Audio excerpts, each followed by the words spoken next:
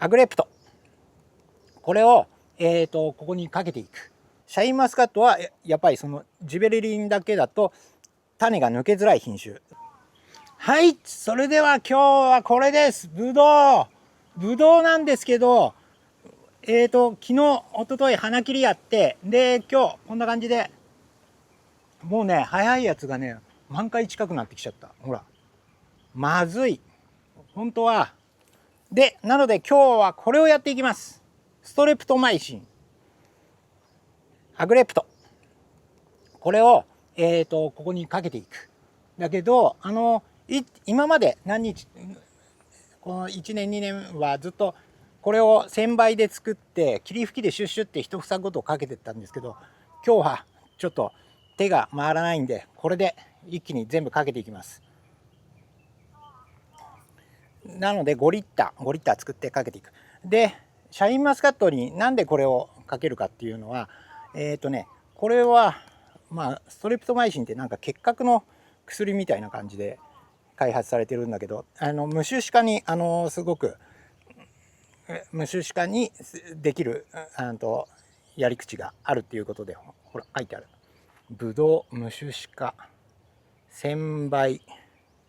満開予定日の14日前から満開期だから、もう遅いぐらい。いつもだとねもうちょっと早くやってる。ただ今年は花切りも間に合わなかったし、いろいろが間に合わなかったんで、ほぼ満開に近くなっちゃったんで、ジベレリンと、混ぜて、これ花房新付け1回目のジベレリンと併用もできるらしいんだけど、別々にやった方が効果がある。でシャインマスカット、ブドウの中でも種が抜くのにジベレリン処理ってやるんですけど、ジベレリン処理が効きづらい品種っていうのがあるみたいで、シャインマスカットはやっぱりそのジベレリンだけだと種が抜けづらい品種の中に入るっていうことなので、これをアグレプトをしっかりやってから、今度は満開時に1回目で、その後に肥大期にもう1回目って2回だ。アグレプトジベレリンつって3回やればきっちり。今まで種ができたことないから、うちみんな確かいろんな人に食べてもらったけど、種あったって聞くとなかったって。なんかこれが効いてるんだと思うんですが、今年はちょっと遅くなってるんで、1個ずつシュッシュッシュッってやっていくのも、今までだと去年なんかは20、一昨年は20房、去年は50何房で、今年はもう100からついてるんで、もうこれシュッシュやってる暇がないんで、一気に噴霧器でかけていこうと思います。シャインマスカットは種があるとがっかりするじゃん。だからやっぱり 100% 種を抜いていきたいんで、きっちり、ちょっと手遅れになっていくかもしれないですけど、きっちりやっとこうと思います。そしてまたジベレリンも早めにやらなきゃいけないなっていう感じで、これちょっと作ります。今ねここにねだいたい4リッター水を入れてあるんで、1000倍なので5リッターだと 5cc。 本当はねシュッシュであれば1リットルぐらい作ればいいぐらいなんだけど、これで 5cc 取る。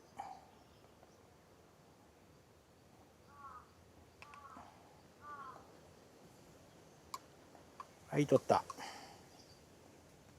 て投入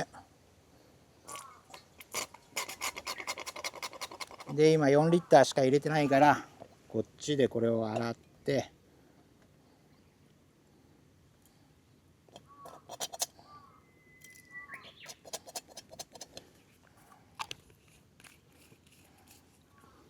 でこれを入れる。これで5リッター液が完成。1000倍の5リッターを作りました。でちょっとこれ避難させとく。アグレプト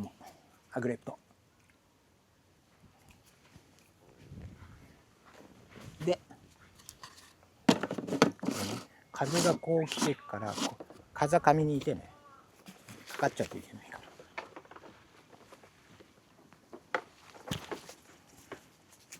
バッテリー噴霧器結構いいんですよこれ。あれのやつ。あとごめん、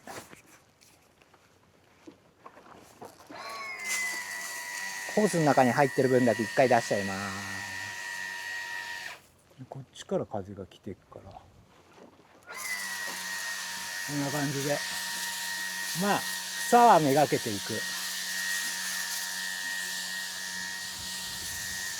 かかるでしょう。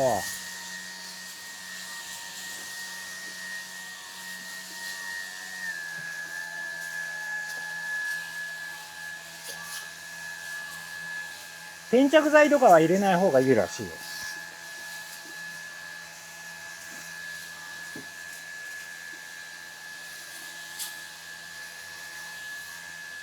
全部の下にかかるように。